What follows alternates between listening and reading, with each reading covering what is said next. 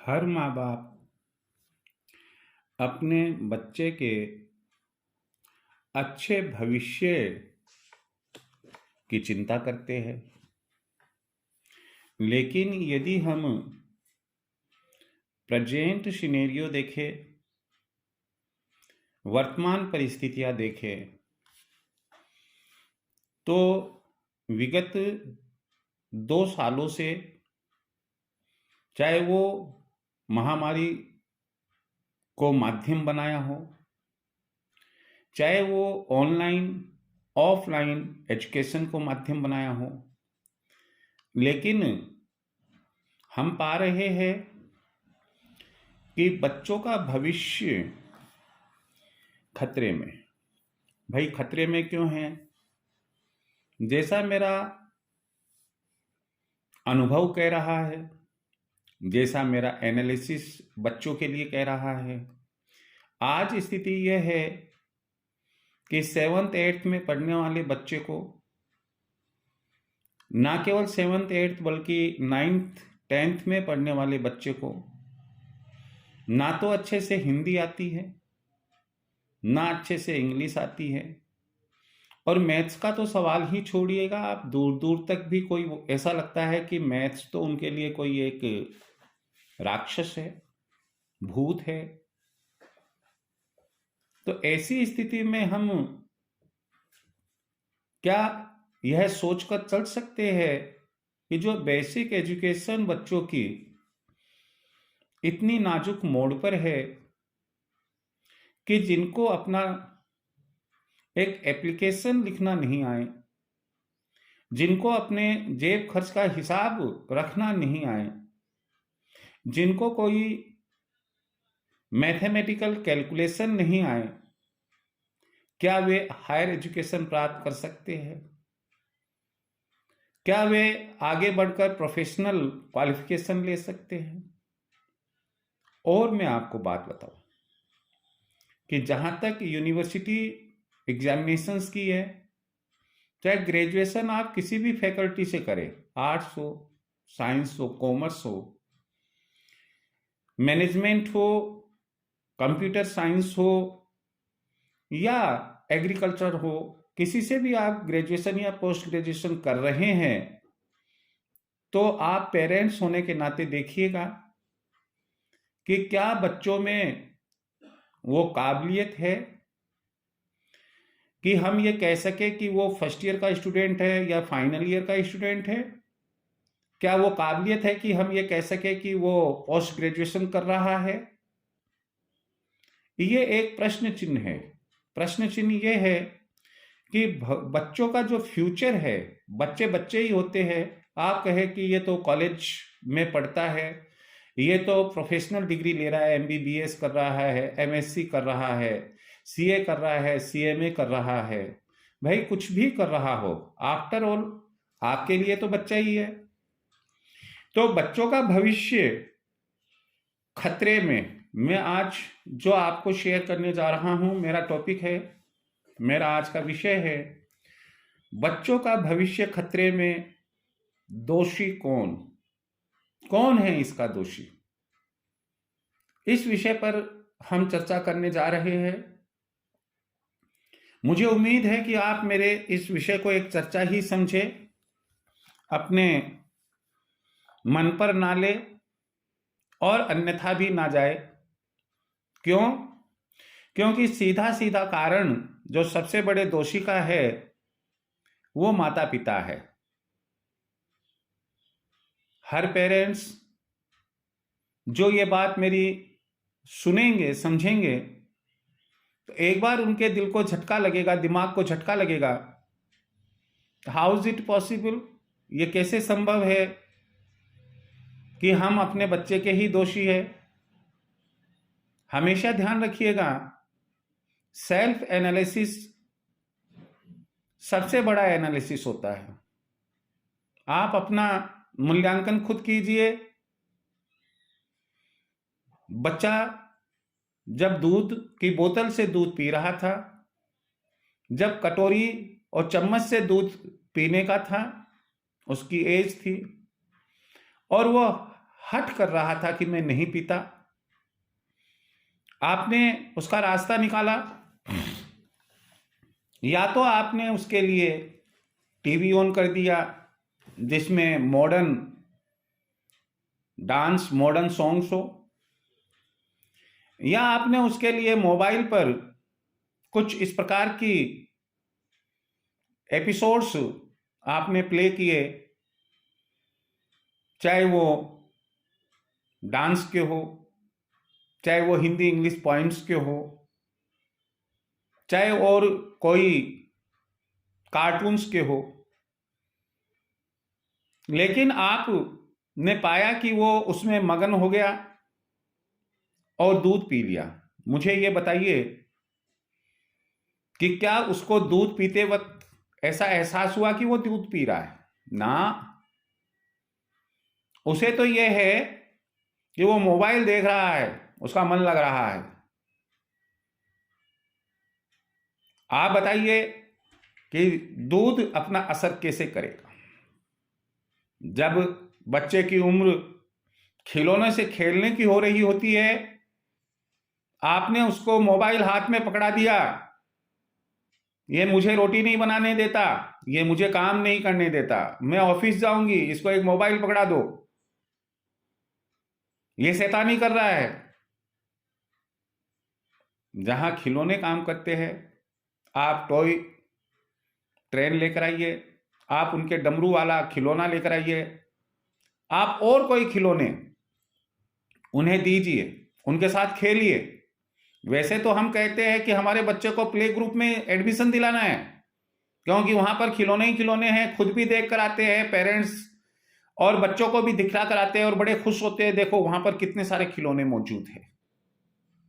लेकिन घर पर जहां हमारा कर्तव्य बनता है, वहां हम मोबाइल दे देते हैं।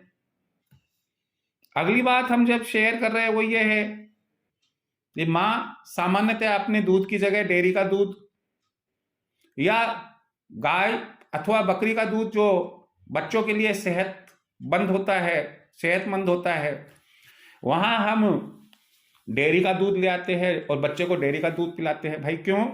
कहीं से मैनेज कीजिए, 2-5-10 किलोमीटर दूर पर भी आपको गाय या बकरी का दूध मिलता है, 10-5 रुपए महंगा मिलता है, कोई बात नहीं है, आप लेकर आइएगा। तो फिर दोषी कौन है? हम ही तो है। नीचे पैसे दिए, जा उस परचूनी की दुकान से आधा किलो डेयरी का दूध लिया, गर्म किया, पिला दिया। अरे आपको जब मालूम है कि दूध ऐसी चीज है जो आधा घंटे अगर अपन गर्म नहीं करते, या 1 घंटे 2 घंटे गर्म नहीं करते हैं, और अच्छा असली दूध गाय बकरी का भैंस का होता है, तो फट जाता है। और आप जो दूध लेकर आ रहे हो उस पर एक्सपायरी देख रहे हो कि 3 दिन की है, 4 दिन की है, और वो कच्चा दूध अभी तक नहीं फटा है, इसका मतलब उसमें कुछ ना कुछ तो ऐसा केमिकल है जो उसको फटने नहीं दे रहा है। और वो केमिकल हम अपने जो मासूम बच्चा है, हम उस बच्चे को दूध के जरिए, दूध के नाम से पिला रहे हैं। जब बच्चा और बड़ा हो जाता है, भूख लगती है उसको, जहां उसको दूध के साथ दलिया बनाकर खिलाना चाहिए, हल्की फुल्की दाल, हल्का फुल्का पौष्टिक आहार उसे मिलना चाहिए, हम उसके लिए टेस्टफुल तैयार करते हैं। क्या तैयार करते हैं? 2 मिनट में तैयार Maggi, chow mein, pasta, burger, pastries. अरे भाई ये क्या चीज है?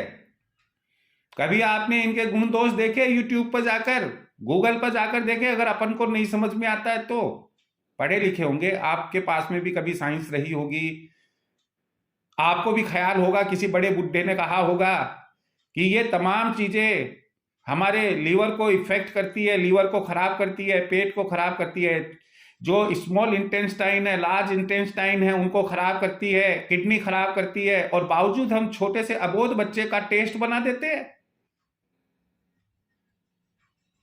मैं जहां तक समझता हूं कि शायद इसमें बच्चे का कोई कसूर नहीं है। हम बच्चे को स्कूल में भर्ती कराते हैं और बहुत बड़ी बड़ी उम्मीदें उसके साथ में लेकर चलते हैं। बढ़िया से बढ़िया स्कूल में करवाते हैं, वहां पर इंग्लिश में, जो इंग्लिश मीडियम में करवाएंगे, वहां मैडम जो है वो वहां से आई हुई है, वो सर वहां से है, ये है वो है, और जो इनकी बुक्स है वो इतनी अच्छी उन पब्लिशर की है, उन पब्लिशर की है, और बहुत बढ़िया वहां स्टडी होती है। वह ठीक है, कोई दिक्कत नहीं है यार। कहाँ हो रही है वो स्टडी? वो तो स्कूल में हो रही है ना। कभी आपने सोचा कि आपने अपने घर पर उनके लिए, बच्चों के लिए कोई टाइम टेबल बनाया? आपने घर पर तो उनके पढ़ने के लिए कोई आपने टाइम टेबल नहीं बनाया। कभी आपने ये सोचा कि मैं हिंदी, इंग्लिश, मैथ्स लेकर बैठूं उनके साथ, सोशल स्टडीज लेकर बैठूं? कभी उनको बताया कि बेटा ये वुलन कपड़ा देखो मैंने ये पहन रखा है, ये वुलन है, इसको रगड़ने के ऊपर चिनकारी उत्पन्न हो रही है? कभी हमने बताया? नहीं साहब। और अगर नौबत आती है, बच्चा चिड़चिड़ करता है या कुछ ऐसा लगता है कि बच्चा अभी पिकअप नहीं कर पा रहा है स्कूल में, तो हम फिर क्या करते हैं, एक गलती और कर देते हैं। हम खुद ना बैठकर और किसी मैडम या सर को कह देते कि भैया घर पर आकर पढ़ा जाना, अगर बच्चा छोटा है तो, या उसको कह देते भैया उस बच्चे को कह देते बेटा तू उन सर के या मैडम के चले जाना, वहां से पढ़कर आ जाना। What is this nonsense? बुरा नहीं मानिएगा आप मेरी बात का, आप उम्र में बहुत छोटे हैं मेरे से। जो भी सुन रहे हैं, बड़े सुन रहे हैं, उनसे मैं माफी चाहूंगा। इसके बाद में हम चलते हैं कि स्कूल का नाश्ता तैयार करना है बच्चों के लिए। आपने स्कूल का नाश्ता कभी ऐसे सोचा कि कोई जमाना हुआ करता था, आपके दादा दादी पिताजी कहते थे कि हम तो देखो कपड़े की पोटली बनाकर ले जाते थे, और उसके अंदर पराठा, जो घर का जो देसी घी होता था या तेल होता था, उसका पराठा बनवाकर और उसके अंदर अचार या सब्जी बनाकर ले जाते थे। आज हमारे पास, पेरेंट्स के पास में इतना टाइम नहीं है कि हम सुबह जल्दी उठे, उनके लिए फ्रेश कोई नाश्ता तैयार करे। नाश्ते का मतलब चपाती बनाए, उसको पराठे तैयार करके दे, उसके लिए सब्जी बनाए, सूखी सब्जी बनाए, आलू है, भिंडी है, टिंसी है, कुछ भी बनाए। नहीं, अरे रात वो ब्रेड लाकर रख देना, सुबह उसको सैंडविच बनाकर देनी है, अरे पाव भाजी बनाकर देनी है, पाव लाकर रख देना, बर्गर बनाकर देना है। फास्ट फूड जितना होता है आप अधिक से अधिक, वो भी आकर कहते हैं कि मम्मा आज मेरा फ्रेंड जो है वो ये लेकर आया, मम्मा आज मेरा फ्रेंड वो लेकर आया, हाँ बेटा कल तेरे लिए भी यही बना दूंगी। कभी हमने समझाया कि नहीं बेटा ये हमारे पेट के लिए, हमारे डाइजेशन में बड़ा परेशान करता है, और डाइजेशन जिसका खराब है, पेट जिसका खराब है, तो सेहत उसकी अच्छी कैसे होगी? जब सेहत ही अच्छी नहीं होगी तो ब्रेन कैसे चलेगा भैया मेरे? कैसे डेवलपमेंट होगा? स्कूल से आ जाता है, चलो अब आप आगे बढ़ते हैं, अपन स्कूल से आ जाता है, ठेला पटकेगा, या तो आप लेकर आएंगे साथ में थैले को, उन स्कूल बैग को, और पटकेगा, और सबसे पहले खाना लगता रहेगा, कोई बात नहीं है, लेकिन एंड्रॉयड टीवी के ऊपर तो हमें यूट्यूब पर चैनल देखना है मेरा, और वो भी कौन से चैनल्स देखने हैं जिसके ऊपर गवर्नमेंट भी बैन लगाती है, जिसकी वजह से आज की जो यंग जनरेशन बर्बाद हो रही है। और हम कहते हैं कि हमारा बच्चा एंड्रॉयड भी चला लेता है। अरे भाई टीवी भी चला लेता है। टीवी अगर मान लो आपने कोई भी केबल कनेक्शन ले रखा है तो उससे वो चला लेगा। अगर छतरी लगी हुई है, डिस्क लगी हुई है, तो उससे चला लेगा। और वो कुछ भी नहीं है, लाइट नहीं आ रही है, तो मम्मा आपका फोन दे देना, पापा आपका फोन दे देना, और उसके ऊपर चलाकर बैठ जाएगा। आप कहते हैं अरे भाई बेटा अभी 8 घंटे 4 घंटे 6 घंटे पढ़कर आया, दे दो ना। कहाँ, क्या बिगड़ता है इसका? क्यों नहीं बिगड़ता? जब हम थक कर आए हैं, बेटा थक कर आया है, बेटा छाछ पी ले, दही खा ले, कुछ अच्छी फ्रूट वगैरह खा ले, जूस पी ले, थोड़ा रेस्ट कर ले, बजाय हम उसके, एक तो ब्रेन पहले से ही थका हुआ है, फिर उस ब्रेन को गुमराह करने के लिए हम उनको ऐसी चीजें पकड़ा देते हैं। फिर हम कहते हो, और हम रात को डांटते, अरे तेने होमवर्क नहीं किया। चलिए कोई बात नहीं है, यहां तक ठीक है, आपने आते ही एंड्रॉयड टीवी या फोन, मोबाइल फोन अपना दे दिया और उनको डरावने सीरियल वगैरह देखने की इजाजत, गेम्स वगैरह खेलने की इजाजत दे दी। कभी कभार जब आपस में होता है तो ना, एक दूसरे के ऊपर कुछ बातें होती है पेरेंट्स के बीच के अंदर, तो पिताजी माताजी को कहते हैं, माताजी पिताजी को कहते हैं तूने लड़के को बिगाड़ कर रख दिया। वो कहते हैं कि आपने लड़के को बिगाड़ कर रख दिया। एक दूसरे के ऊपर एक दूसरे की जिम्मेदारी छोड़ते हैं। एक कहता है कि तुम्हारी जिम्मेदारी है इसका टाइम टेबल देखने की, इसके पढ़ने लिखने की। दूसरा कहता है कि नहीं, मेरी नहीं, तुम्हारी जिम्मेदारी। अरे बच्चा तो दोनों का है ना, जिम्मेदारी तो दोनों की ही बनती है। जिसको जैसी फुर्सत मिले, पहले आप अपना शेड्यूल तो बना लीजिएगा कि जिम्मेदारी किसकी है। जब बच्चा अपना है तो अपनी जिम्मेदारी है। अपनी के अंदर तेरा मेरा, मेरा तेरा क्या, ये कोई भौतिक वस्तु है जिसको हम टुकड़े करके बांटेंगे और जिसमें हम जिम्मेदारियों का भी और बंटवारा करेंगे। जब हम ये देखते हैं तो बड़ा ही इल फीलिंग्स होता है। आजकल तो स्कूलों में क्या हो रहा है आप अच्छे से जानते हैं। 9th तक कोई भी स्कूल ऐसी नहीं है, प्राइवेट स्कूल हो चाहे गवर्नमेंट स्कूल हो, कि जो बच्चे को पास कर देती है, प्रमोट कर देती है। आपने कभी देखा कि उसने पेपर में क्या लिखा, उसकी आंसर की क्या है? आप जाते हैं तो आपका बच्चा पास हो गया साहब, अब आपको क्या चाहिए? 95% मार्क्स है, 99% मार्क्स है, आपको बड़ी खुशी होती है। लेकिन जब बोर्ड एग्जाम्स में जाता है, वो जब यूनिवर्सिटी एग्जामिनेशन में जाता है, तब पोल खुलती है कि हमारे बच्चे को, कभी आप जाकर पूछिए सेंटर पर, तो वो ये कहेंगे कि आपके बच्चे को खुद का रोल नंबर भी इंग्लिश में लिखना नहीं आता, जबकि इंग्लिश मीडियम का स्टूडेंट है। और वहां पर ना हिंदी आ रही है ना इंग्लिश आ रही है, और रिजल्ट्स जो है पुअर पर पुअर होता चला जा रहा है। जब वह बोर्ड एग्जामिनेशन से, यूनिवर्सिटी एग्जामिनेशन से आगे बढ़ता है, कैसे जैसे करके डिग्री ले लेता है, और उसके बाद में उसे पूछते हैं कि भैया आप क्या करना है, तो आप ये नहीं देखते हैं कि मेरे बच्चे में काबिलियत क्या है, ये देखते हैं कि पड़ोसी का बच्चा क्या कर रहा है, इसके दोस्त क्या कर रहे हैं, सीए कर रहे हैं, बोल बेटा कहाँ जाना चाहता है, बेंगलोर? नहीं, वो कहता है कि नहीं मम्मी, मेरे जो फ्रेंड्स है वो तो मुंबई जा रहे हैं। अच्छा ठीक है पापा, नहीं मुंबई नहीं, बेंगलोर जा रहे हैं। अच्छा ठीक है। अरे ये अच्छा ठीक है का मतलब क्या होता है? क्या डिजर्विंग है अपना बच्चा? क्या उसे बच्चे को जो भेजना ठीक रहेगा? आप ये चीज देखिए, आफ्टर ग्रेजुएशन जब आप आउटसाइड उसको भेज रहे हैं, तो क्या बच्चा उस समय का सदुपयोग करेगा?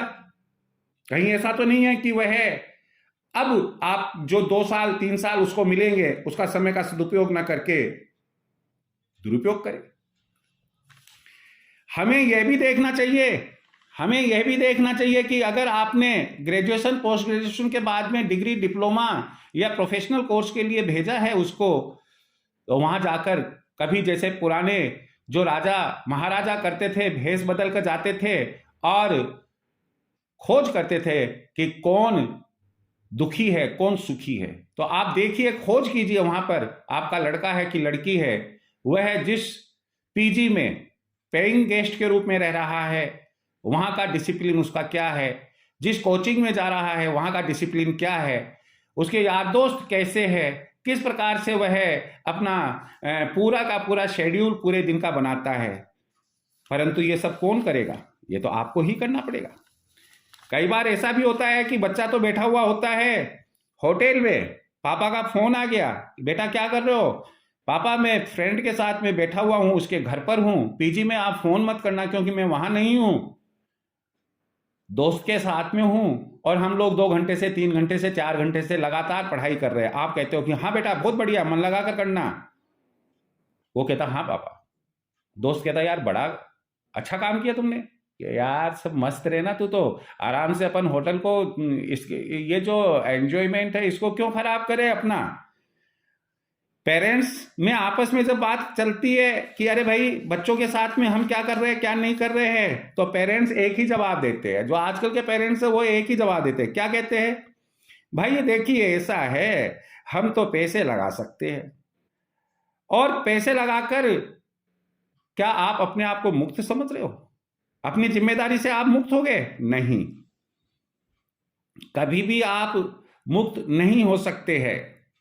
आपके ऊपर अपने बच्चों की जो डिग्री, डिप्लोमा, प्रतियोगी परीक्षाओं की तैयारी, ये सब अगर उनकी अच्छी बुरी चल रही है, तो मैं आपको बता दूं इसमें अहम रोल, जो मेजर रोल है वो आपका ही है। चाहे वो आपके पास रह रहा है तो आपका रोल है, और चाहे वो आप कहीं परदेश भेजकर उसको स्टडी करवाते हैं तब भी आपका रोल है।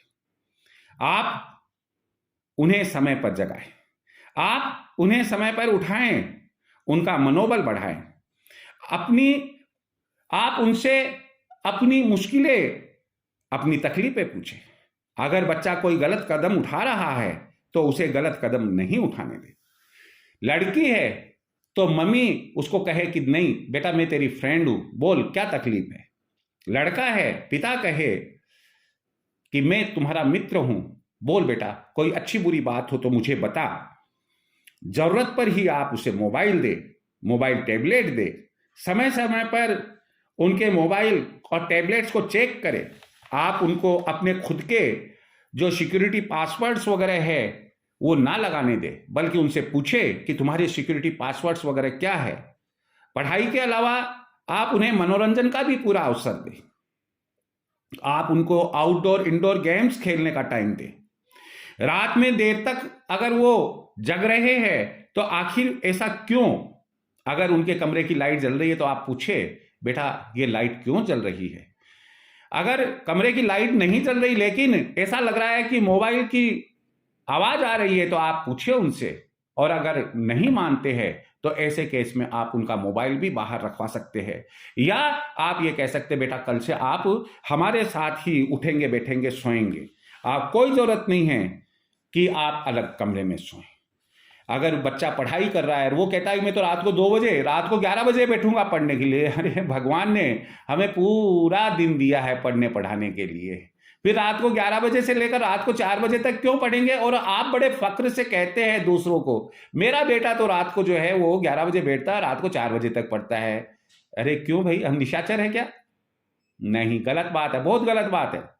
चाहे वो किसी भी कैडर की, किसी भी श्रेणी की यदि वह परीक्षा दे रहा है, आपको चाहिए कि आप उसका शेड्यूल बनाएं। भैया देख ऐसा है, पढ़ाई हुई कि नहीं हुई, आपको रात को 11 साढ़े 11 बजे तक हर हालत में सो जाना है और सुबह 5-6 बजे के करीब उठ जाना है। वो कहता है नहीं मेरे दिन में पढ़ाई नहीं होती, कोई बात नहीं है, 1 दिन 2 दिन 5 दिन 10 दिन नहीं होती है, कोई बात नहीं है, हम मोबाइल नहीं चलाएंगे, हम टीवी नहीं देखेंगे, आपको अकेले में एकांत में कमरा दे देंगे, लेकिन पढ़ाई अपन दिन में ही करेंगे। आपका शेड्यूल आप अपना इसी प्रकार से बनाएं।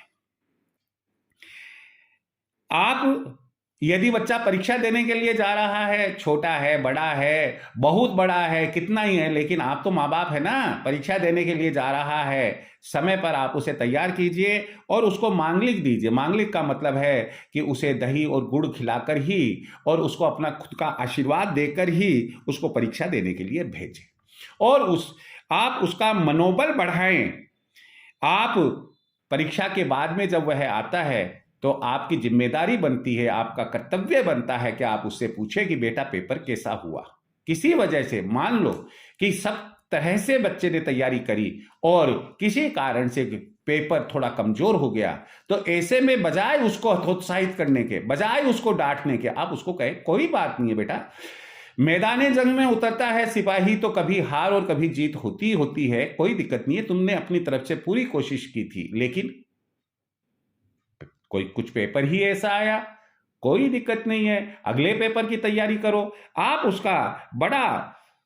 उसका मनोबल बढ़ाएं और अगले पेपर के लिए धनात्मक सोच उसको प्रदान करें। समय समय पर आप अपने बच्चे से पूछे अरे भाई आपका फ्यूचर प्लान क्या है, तुम डॉक्टर बनना चाहते हो, तुम वकील बनना चाहते हो, तुम किस क्षेत्र में जाना चाहते हो। आप उसको समय समय पर पूछे और साथ ही ये पूछे कि भाई अजय चलो कोई बात नहीं है, तुम ये बनना चाहते हो लेकिन इसके लिए कर क्या रहे हो। बनना तो चाहते हैं हम डॉक्टर और हम पढ़ रहे हैं, ग्रेजुएशन कर रहे हैं, कॉमर्स में तो ऐसा तो संभव नहीं है ना, कॉमर्स वाला डॉक्टर कैसे बनेगा। हम पढ़ रहे हैं आर्ट्स और हम कहते हैं कि नहीं हमें इंजीनियर बनना चाहते हैं, तो ऐसा तो संभव नहीं है।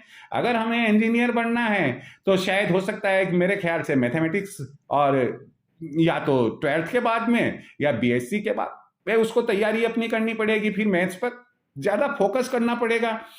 तो समय समय पर आप उनकी भावी योजनाएं पूछें और फिर आप खुद उसका आकलन करें, एनालिसिस करें कि क्या वास्तव में वह इस योग्य है या नहीं। हर बच्चे की ख्वाहिश होती है कि वह बड़े से बड़ा इंसान, बड़े से बड़ा अधिकारी पदाधिकारी बनना चाहता है, लेकिन वह अभी उस योग्य नहीं है। तो आप उसको बताएं कि भाई आप अगर ये बनना चाहते हैं तो आपको ये काम करने पड़ेंगे, या आपको ध्यान नहीं है तो किसी अच्छे व्यक्ति के पास ले जाए, अच्छे लेक्चरर, कॉलेज लेक्चरर के पास में ले जाए। अगर आपके मित्र कलेक्टर है, मजिस्ट्रेट है, बैंक ऑफिसर है, उनके पास में ले जाए, उनसे पूछे कि मेरा बेटा ये बनना चाहता है तो इसे क्या करना पड़ेगा। उसको एक सही लाइन दे,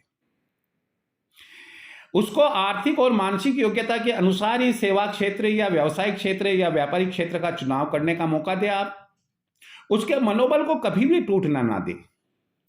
अगर आपको मालूम पड़े कि उसकी कोई बुरी संगत, आपको यदि ये मालूम पड़े तो आप पहले उसे बड़े प्यार से दोस्त बनकर आप ये मालूम करें कि क्या उसकी कोई बुरी संगत है। हो जाता है कई बार, जैसे कॉलेज लाइफ के अंदर है, स्मोकिंग की आदत पड़ गई, कॉलेज लाइफ के अंदर है, मूवी देखने की आदत पड़ गई। हाँ, हो जाता है, कोई बात नहीं है, यंग है, टीनेज है, टीनेजर्स में हो जाता है। तो आप उसको अपना दोस्त बनाकर उससे पूछे कि भाई क्या ऐसी आदत कोई है, यदि या आपको किसी ने बताया कि उसमें ये बुरी आदत है, आप प्यार से पूछे बेटा मैंने सुना है कि ऐसा है।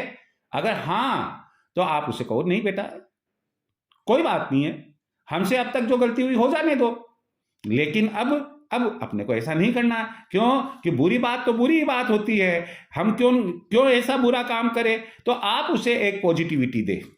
पॉजिटिविटी देने से उसमें जो बुराइयां घर कर रही थी वो बुराइयां दूर हो जाएगी, और आपसे चोरी छिपके वो जो काम कर रहे थे वो चोरी छिपके काम भी बंद हो जाएंगे। तो और उनको ऐसा महसूस होगा नहीं, पेरेंट्स मेरा ध्यान रखते हैं। एक बात हमेशा ध्यान रखना कि माता पिता ही बच्चे के भाग्य विधाता होते हैं। कभी भी ये इस गलतफहमी में नहीं रहना कि आप कुंडली दिखा रहे हो और आप किसी ज्योतिष के पास जा रहे हो, आप तांत्रिक मांत्रिक के पास जा रहे हो। वो तो जस्ट केवल आपके वो जो विधाता ने लेख लिखे हैं वो बता रहा है कर्म कैसे आप वो बच्चा कर रहा है, कर्म आप उससे कैसे करवा रहे हैं, ये कुंडली थोड़ी बता रही है।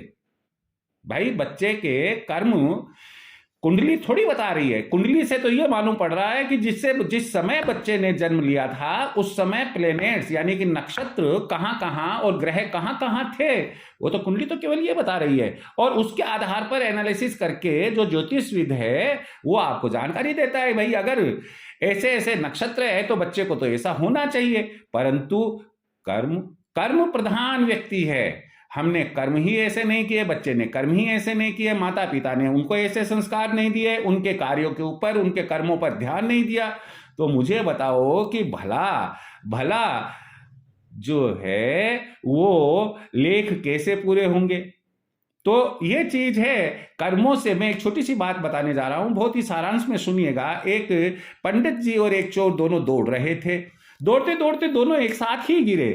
कैसे गिरे? पंडित जी के तो कांटा लग गया, हल्का सा खून आ गया, और चोर गिरा ठोकर लगकर तो उसको 1 रुपए का सिक्का मिला। अब हुआ ये कि उसने शाम को पंडित जी ने ठाकुर जी की जब वो पूजा कर रहे थे तो ठाकुर जी से कहा कि महाराज ये तो बहुत गलत बात है कि मैं तो अब आपसे नाराज हूं ठाकुर जी, आपने उस चोर को तो 1 रुपया दिलवाया और मेरे तो खून निकलवा दिया। ठाकुर जी, अब ये किंवदंती है, भगवान कोई रूबरू कैसे बात करते हैं। ठाकुर जी ने जवाब दिया, ये नसीहत लेने के लिए ठाकुर जी ने जवाब दिया कि देखो पंडित, आज तुम्हारे फांसी लगनी थी। क्या लगनी थी? फांसी लगनी थी। विधाता ने तुम्हारे फांसी का योग लिखा है, फांसी का मतलब खून होना था तुम्हारा, लेकिन तुमने हमारी सेवा पूजा की, तुमने अपने कर्मों को अच्छा बनाया, तो जो पहले के कर्म थे बुरे वो धुल गए। परंतु विधाता के लेख को तो मैं टाल नहीं सकता था। केवल एक सूली यानी कि सूल चढ़ने, फांसी लगने की बजाय एक सूल लगी और तुम्हारे खून आ गया। पंडित जी को समझ में आ गया। फिर पूछा कि महाराज तो उसको 1 रुपए का सिक्का क्यों मिला? तो ठाकुर जी ने जवाब दिया कि देखो बेटा, उसको आज खजाना मिलना था, लेकिन उसने इस जन्म में इतने बुरे कर्म किए कि पूर्व जन्मों के जो पुण्य कर्म थे वो खत्म हो गए उसके। तो विधाता ने तो लिखा था खजाना मिलेगा। अब उसको क्या मिला? 1 रुपए का सिक्का मिला। तो इससे हम क्या निष्कर्ष निकाल सकते हैं कि कर्म प्रधान हमारा भाग्य है। कर्म करेंगे, भाग्य साथ देगा। नौकरी तो लिखी हुई है, सरकारी नौकरी भी लिखी हुई है। कल्पना करो कि सरकारी नौकरी है, चपरासी है, और सरकारी नौकरी है, हम कलेक्टर है, आईएएस ऑफिसर है, आईपीएस ऑफिसर है। कितना अंतर हो गया। हाँ, सरकारी नौकरी लिखी हुई है, पंडित जी ने गलत नहीं बोला, सरकारी नौकरी लिखी हुई है, लेकिन पंडित जी ने ये तो नहीं बोला ना कि बिना कर्मों के आप सरकारी नौकरी में तो चले जाओगे भाग्य से, परंतु बिना कर्मों के आप चपरासी की जगह कलेक्टर बन जाएंगे। तो इसलिए माता पिता अगर सावधानी रखे, बच्चों को सही मार्गदर्शन दे, बच्चों के भाग्य विधाता जो ऊपर वाले ब्रह्मा जी है वो तो है ही है, लेकिन जमीन पर माता पिता ही बच्चों के भाग्य विधाता है। बच्चा कितना भी बड़ा हो जाए,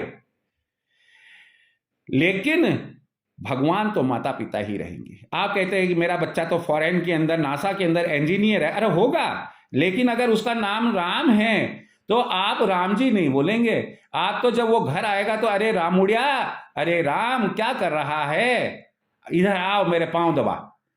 तो अब वो चाहे नासा में हो, चाहे वो चंद्रयान की यात्रा करके आया हो, मंगल पर जाकर आया हो, लेकिन आपके लिए तो वो बच्चा ही है। और बच्चे के लिए माता पिता भगवान होते हैं, और भगवान हैं आप। तो भगवान तो हम जानते हैं वो अपने भक्तों का कितना ख्याल रखते हैं, और अपने बच्चों के भगवान होने के कारण आपको अपने बच्चों का कितना ख्याल रखना है। अब आप खुद सोच ही लीजिएगा, कहीं भक्त भटक नहीं जाए, कहीं बच्चा भटक नहीं जाए, इसके लिए आपको पहले से ही उसको संकेत देना पड़ेगा। आपका कर्तव्य बनता है कि आप उसको भटकने से बचाए। मैं मान कर चलता हूं कि आप एक अच्छे माता पिता है, एक अच्छे माता पिता रहेंगे। आप अपने बच्चे के भाग्य विधाता है। आपका बच्चा बहुत बहुत बहुत अच्छे पद को प्राप्त करे, बहुत अच्छा व्यापार करे, और जितनी आपने उन्नति की उससे कहीं कहीं बहुत ज्यादा सकारात्मक उन्नति वह करे। इसी कामना के साथ में फिर एक ही बात दोहराना चाहूंगा कि हर माता पिता को अपने बच्चों के भविष्य के संबंध में वर्तमान परिस्थितियों को ध्यान में रखते हुए सोचना चाहिए। किसी माता पिता को यदि मेरी इन बातों का कोई बुरा लगा तो मैं यही उम्मीद लेकर चलूंगा कि आप इसे अन्यथा ना ले। एक सीरियल सुना, एक एपिसोड सुना, एक कान से सुना दूसरे कान से निकाल दे।